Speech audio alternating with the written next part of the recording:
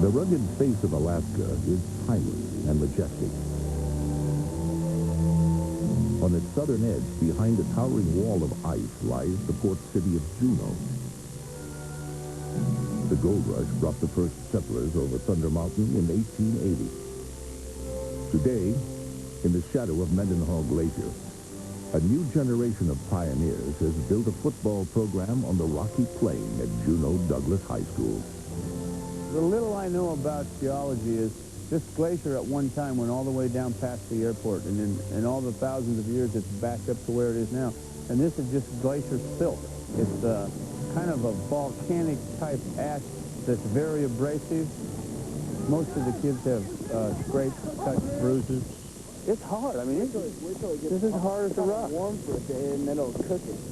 It's the type of the field that when it rains, things start working their way up to the topsoil. You'll see the kids every once in a while bend over, pick up a rock, throw it off the field, or whatever happens to be on the field. A piece of glass or a piece of wood that's stuck up out of the dirt.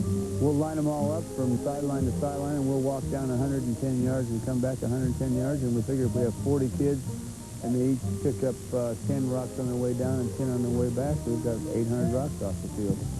That shouldn't leave more than 2,000 or 3,000 left to pick up the next week. Okay. Hey, hold it. Who's supposed to be talking in here? I'm sorry, Coach. Line me up a Dave line. Haney's coaching staff reflects the diversity of Alaska. We have a unemployment officer. We need to do this more often, I guess. Our two specialty team coaches are both policemen. Chief Rice works for the Fish and Game. Chief, Sal, over the goal line. Well, we have a taxi cab driver. Be a linebacker, okay?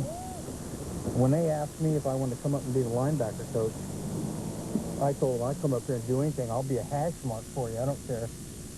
There's no road system out of Juneau. We have 137 miles of internal road system, but we're not connected to the outside at all. You get here by boat or by airplane, and that's it. Our budget is astronomical. There's always something going on to try and raise money. Right now, we have a deficit of $12,000, and that doesn't get us through the last two travel games.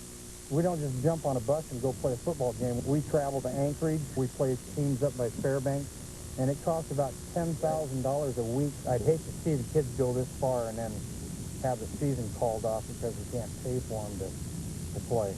That'd be a tragedy. You have to really press the kids starting on day one. When they show up to get their pads, they're getting coupon books or raffle tickets to sell. And we tell them, you're not going to play in the game in 2 weeks. When we have our game, you won't play unless you get this fundraising done. And you know, I just hate that part. It's not part of coaching, but it's part of being real right here. We have to do it.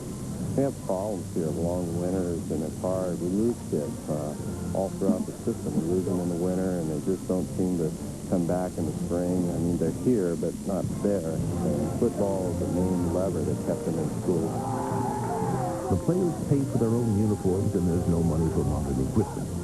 So with some ropes and a steep hill, the Bears create their own Stairmaster. Most high school football programs are financed through the high school, through the school system, and this one isn't. The high school has input as far as what we do and what we can't do, but there isn't any money that comes through the high school. All the money comes from the community. Did you buy a truck ticket for the raffle? Oh, come on. These kids play with their heart, their soul, and to some extent their wallet.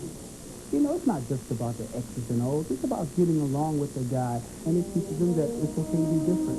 Oh, yeah, we have Anglo, African-American, Filipino, Native American, Tongan, the great cross culture. And I tell them that, hey, all it takes is all you got. Don't leave anything on that sideline. Once you cross those lines, guys, show your soul. Show your soul for each other. We hit harder, I think. And, you know, we're probably the hardest hitting team in Alaska. All the hard work, all the fundraising is directed towards one goal, giving the Juneau team a chance to compete against the bigger, richer Alaskan schools. It's a struggle that takes everything the players and the town have to give, but they give it week after week so their team can line up and play. The kids never complain about not getting a locker. They never complain about getting wet and dirty and have to catch the bus and ride it home. They just never complain. Well, that heart of the field, and the way we tackle 6, 7, 8 guys at a time. If you've got your shoulder facing down, and you're getting piled on, it's not good for it. It's a home field advantage. I tell them all the time, guys, this is our house, this is our place. No one wants to play on this field. When the visitors come and they look at the third field and say, gee, I don't know if I want to dive for that ball. And they don't like it, but we don't care. These kids have taken on the Giants out of Anchorage. You know, it's a David and Goliath thing. These guys that we're playing have the fastest 4 guys in the state on their team. They won the state high school champion 4x100 relay. We're not kicking it deep.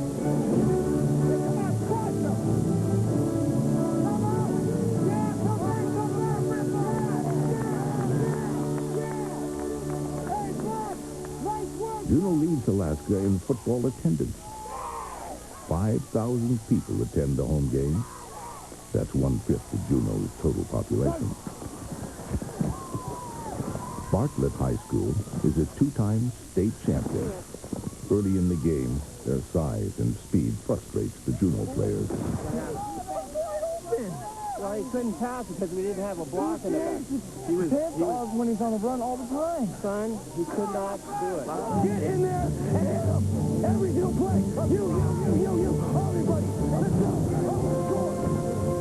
We'll take it. Don't play on that. Hold him up, man. Beautiful. Yeah. That guy's not going to do the same thing. Go.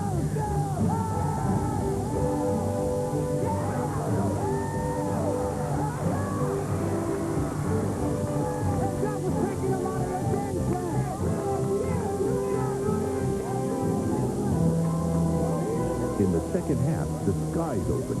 A cold rain makes the field even more treacherous. Coach, the other way, Coach. And the aggressive Bears take control of the game.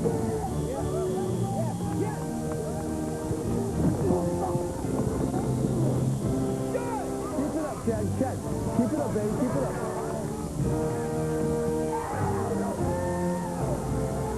The Juneau field plays no favorites. It bruises the home team and visitors alike.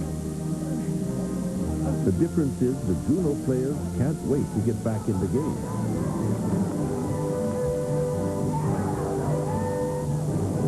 Juneau completes the route of Bartlett High and earns its first ever trip to the state playoff.